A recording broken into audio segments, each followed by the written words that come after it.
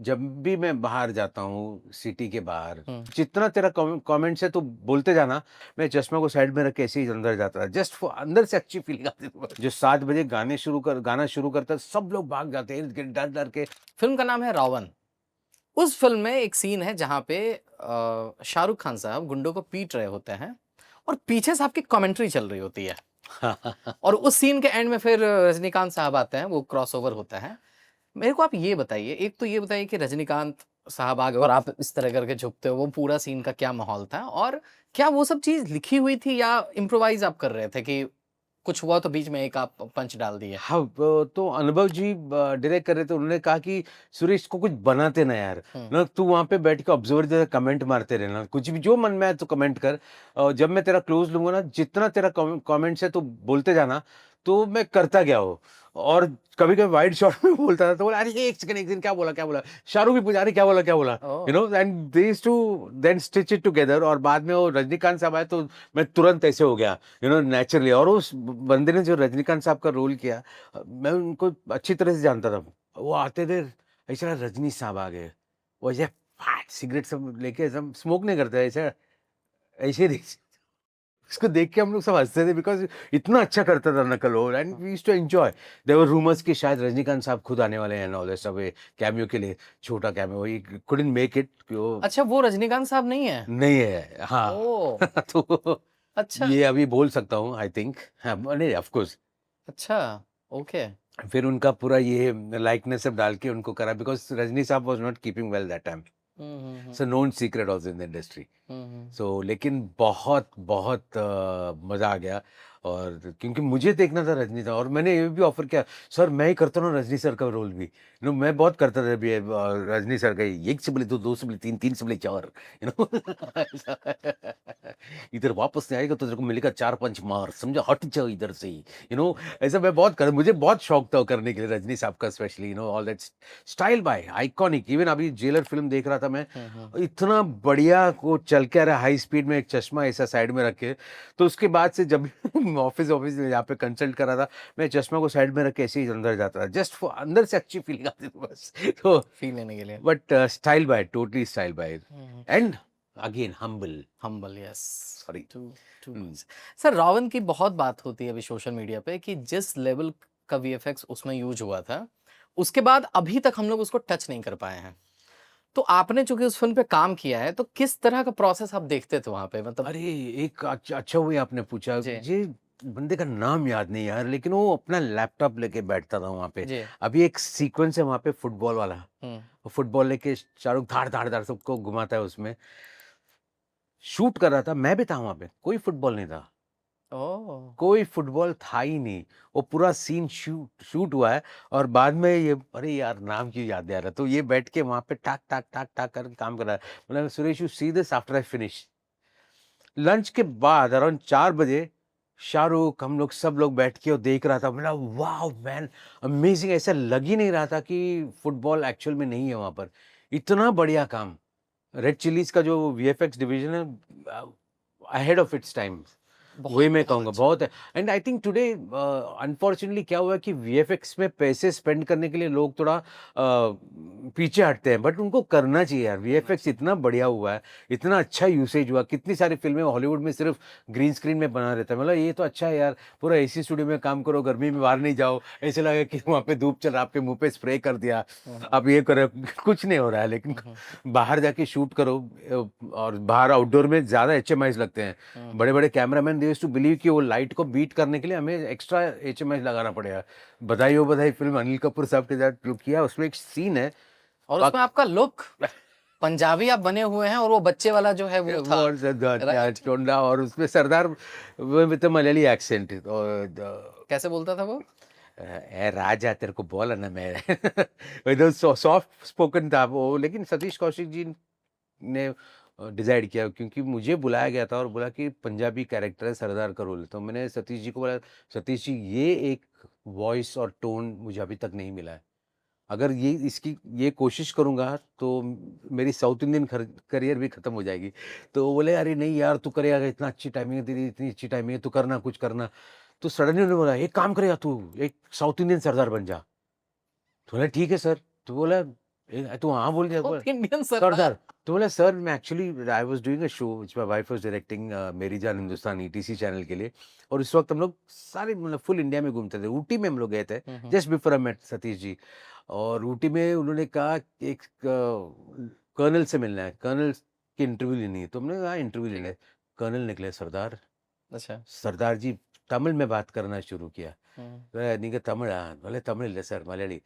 மலையாளம் தெரியும், கொஞ்சம் கொஞ்சம் தெரியும், தமிழ் நல்லா பேசுவேன்। आप चेहरा देखिए और तमिल में इतने खूबसूरती से बोल रहे हैं, पंजाबी थे, hardcore Punjabi. I spoke so well. तो मैंने सतीश जी को एग्जांपल दिया, तो बोले चल डन है, तू बन जा, तेरा नाम रखता हूँ मैं। तो मैं बहुत कुछ नाम दिया, पाउलोस वोलोस ऐसा होता है। नहीं नहीं रुक सुन, हाँ तेरा नाम है लकी अय्यर, इंडिया का पहला अय्यर जो बहुत लकी है। उनका लाइन था फिर, सरदार की शक्ल में मद्रासी, तुम हो कौन? कादर भाई। कादर खान साहब के साथ कैसा, कादर भाई के बारे में ये बात बहुत कम लोग जानते हैं कि जितने अच्छे वो अभिनेता थे, उससे कहीं बेहतरीन वो लेखक थे, और उससे कहीं बेहतरीन वो इंसान थे। उनके साथ क्या अनुभव रहा? उनके बारे में कम बात होती है बहुत। मैं वेरी सैड बिकॉज, लेकिन जब मैं फर्स्ट शॉट उनके साथ देना था, वो फिल्म में गायक है जो 7 बजे गाना शुरू करता है, सब लोग भाग जाते हैं इर्द गिर्द, डर डर के, सब दरवाजे बंद करते हैं, ये करते हो पूरे। क्या शूट किया था उन्होंने, Rajiv Jain God bless his soul and Satish ji God bless his soul, क्या शूट किया था उन्होंने, बाप रे। और वो गा रहे हो और मुझे उनके पीछे जाकर उनको मारने का एक्शन करना था, नहीं उनको जाके रोकना था एक्चुअली ऐसे। जी। तो लवली सिंह सतीश जी के जो एसोसिएट डायरेक्टर थे, वो सुरेश तो बराबर से करना, उस कादर भाई बहुत भड़क जाते हैं, ठीक से नहीं किया था, गाली दिया था किसी को। मैंने कहा हो ही नहीं सकता। तो मैं गया फर्स्ट, अभी इसने बोल दिया तो अंदर से मैं धड़ धड़ धड़ धड़, मैं जा रहा हूँ वहाँ पे, वहाँ पहुंचा, मैं ये करूँ, फिर सीधा ये किया, तो पीछे देखा तो मैं ऐसा करने लग गया। कादर भाई ऐसे देख, अच्छा बच्चों रे। और वो उनका अपना शुरू किया, वापस देखकर वापस में ऐसा करने, क्या हुआ है पसीना। तो वो हंसने लगे और बोला सतीश को कहाँ से लाया तू यार? तो बोला अरे वो साजिद के साथ करता रहता ना, इक्के पे काम है। अरे अच्छा ये तो मैं जानता हूँ मद्रासी, वैसे अच्छा है, but we got along very well. तो बहुत सारी बातें हुई, कादर भाई ने क्या क्या स्टोरी सुना है, डायलॉग्स लिखते थे, और उनका एक हैबिट रहा कि उर्दू में लिखते थे अच्छा। ऑन द सेट्स, कुछ ना कुछ लिखते रहते थे हमेशा। और इंटेलेक्चुअली बहुत ही ज़बरदस्त कॉन्वर्सेशंस हुआ हमारी उनके साथ। तो वो उन्होंने भी एजुकेशन की ज़िक्र की, कहा कि अगर अम्मी जान ने मुझे पढ़ाई में नहीं धकेलता तो मैं साबु सिद्दीक नहीं पहुंचता, वहाँ पे प्रोफेसर नहीं बनता, वहाँ पे ड्रामा करना नहीं शुरू करता, वहाँ पे लिखना नहीं शुरू करता, यू नो। तो आई एम वेरी ब्लेस्ड कि my mother pushed me into studying and very happy. Sabu Siddique college के थे, और उन्होंने बहुत अच्छी-अच्छी स्टोरी सुनाई। बाद में जॉनी लीवर असरानी साहब बोलते थे, कादर भाई लिखते थे, और हीरोज़ को, अमिताभ बच्चन हो, जिनको भी, सबको स्क्रिप्ट जब पहुँच जाती थी उस टाइम हैंड रिटन, तो वो लोग फ़ोन करके बोलते थे इसको रिकॉर्ड करके भेज सकते हैं क्या? असरानी साहब ने किसमें कहा है इंस्टाग्राम पोस्ट में, तो रिकॉर्ड करते थे, डायलॉग डिलीवरी कैसे करनी है, और इन सब एक्टरों के पास चला जाता था। तो it's a shame that we don't celebrate Kader साहब। कादर खान साहब one of the finest comedians, actor, writers. I think उनका भी मतलब, जब उनके साथ ये हो सकता है कि लोग इतनी आसानी से भूल सकते राइट। हैं इंडस्ट्री वाले, तो मैं कौन हूँ? ओके। ओके। सर आप खाना वाना पसंद करते हो? फूडी हैं आप? नॉट रियली, मैं बहुत ही बेसिक टाइप का आदमी हूँ, बहुत कम खाता हूँ। बीवी कहती है तुम दिमाग इतना खाते हो तो कम खाओगे। खाओगे, लेकिन यार बस वेरी साउथ इंडियन मुझे बहुत प्रॉपर पसंद है। मल्लू हैं आप, मतलब प्रॉपर मल्लू, प्रॉपर मल्लू। केले के पत्ते पे आप रसम खा सकते हो बिना एक भी बूंद नीचे गिराए? हाँ नहीं नहीं, वो कभी रसम आपने सिर्फ ऐसे डाल दिया तो गलत कर रहे हो। आपको पहले एक माउंटेन बनाना पड़ता है राइस का, उस माउंटेन में बीच में खड्डा बनाना पड़ता है, उस रसम को उसके अंदर डालना पड़ता है, लाइक अ वोल्केनो। उसके बाद वोल्केनो नहीं है, आप वो जो रोड डिगिंग मशीन चल रहे हैं यहाँ पर आजकल मुंबई, जेसीबी। जेसीबी, उससे ऐसे खाना। तो यहाँ पे थोड़ा ट्रिकल होएगा तो ऐसे ही मार लेना चाहिए वाइप। तो फिर वो भी होता है, पापड़ होता है वो, फिर पापड़ कुछ होता है, तो और भी मिक्स होता है उसमें, कुछ मिक्सचर कुछ।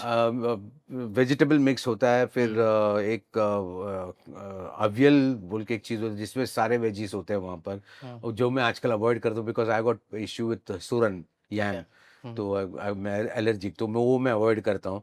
लेकिन बाकी सब चीज़ें ओलन, avial, koottu koottu, that's another mixture of dal के साथ, हम्म, फिर sambar, rasam, papad, pickle, banana chips. Banana chips. मुंह में पानी आ गया भाई। मेरा भी सर, मेरे को रसम राइस बहुत अच्छा लगता है खाने में सर। वो रसम तो मेडिसिन जैसे भी यूज करते थे। अगर जबरदस्त कोल्ड और दूसरे दिन स्कूल नहीं जाना है तो पहले हम लोग बोलते हैं कल नोज ब्लॉक्ड है, रुक, रसम बनता है वहाँ पे, कुरुबल का रसम, मतलब only with paper rasam. Okay. वो रसम खाने का आपका नाक, कान, आंख सब खुल जाता था। नेक्स्ट स्कूल में जा। आपको बनाने आता है कुछ south Indian? No no, I am a very bad cook. मैं सिर्फ ब्रेड बटर और अंडे बना सकता हूँ, और वो भी ज्यादातर उबले हुए अंडे। वाओ, क्या टैलेंट है। टैलेंट है। ट्रैवल, और एंड हाँ मोस्ट फेवरेट फूड, जी। जब भी मैं बाहर जाता हूँ सिटी के बाहर और वापस आता हूँ, कंपलसरी मुझे वड़ा पाव खाना ही है। ओके। तो वड़ा पाव नंबर 1, बाकी सब नंबर 2। मुंबई कर। मुंबई का नो, वड़ा पाव तो बाप रे बाप। वो अपने I studied in saint Xavier's high school Vile Parle, वहाँ पे कैंटीन हुआ करता था, कामत्स कैंटीन। तो अभी क्या है ना कि कुकिंग की एक आर्ट होती है, उस बंदे में जबरदस्त हाथ में जादू था। जैसे रिसेस का टाइम क्लोज आता था, पहले वो वड़ा पाव का स्मेल ऐसे आके, वो टॉम एंड जेरी में जैसे कभी कभी दिखते हैं टॉम ऐसे निकल जाता है उस फ्रेग्रेंस के साथ, उस तरीके का हमने, आओ हमारे पास आओ। और उस वक्त एक वड़ा पाव मिलता था 25 पैसे में। अच्छा। 25 पैसे का वड़ा पाव लेना दोज डेज 3 भाइयों के लिए 75 पैसे, almost rupee was not possible. तो मंथ पे डैडी ने कहा कि चलो ठीक है, तुम्हें खाना ही है ना। महीने में एक बार डब्बा नहीं आती थी, हम लोग सब लोगों को वड़ा पाव मिल जाता ओह। था। तो 25 पैसे जेब में से रख के जाके ऐसा कामत अंकल को देके, एक वड़ा पाव, एक वड़ा पाव, टपाक। वो जो खाने में जो मजा आता था, बाप रे बाप। Good good. Good old days. या ओके। जाते जाते सर मैं आपसे ये पूछना चाहता हूँ कि आपने इंडस्ट्री में इतना काम किया, आपने इस इंडस्ट्री को इतना कुछ दिया, आप में एक्टिंग की भूख अभी भी दिखती है, लेकिन आप फिल्मों में नहीं दिखते हैं। हाँ, अनफॉर्चुनेटली मुझे बहुत काम करना है। I love acting, I love to be in front of the camera, कोई डाउट नहीं है उसमें। लेकिन एक कास्टिंग डायरेक्टर्स आ गए, फिर एक अच्छी बात है, नो डाउट। एंड बाकी सब चीज़ों में लाइक मैं बोलता हूँ कि कोई नेपोटिज्म नहीं है इंडस्ट्री में, it's a false term, that's only groupism. Exist करता है आज भी। आई 100%, वो ग्रुप में अगर आपको घुसना है ओह। तो फिर आपका चलता रहेगा। मुझे पता नहीं, वो मैं किया ही नहीं। हालांकि इतने बड़े बड़े हीरोज के साथ काम किया हूँ, लेकिन मैंने कभी उनको उनके पर्सनल लाइफ में जाके उनको डिस्टर्ब नहीं किया कि मैं क्या आके मिल सकता हूँ और समथिंग लाइक दैट। लास्ट तक रुके हो, मतलब क्लिप आपको इंटरेस्टिंग लगी, तो subscribe to digital commentary clips. और फुल पॉडकास्ट तो इससे भी ज्यादा इंटरेस्टिंग है, जिसका लिंक आपको डिस्क्रिप्शन बॉक्स में मिल जाएगा।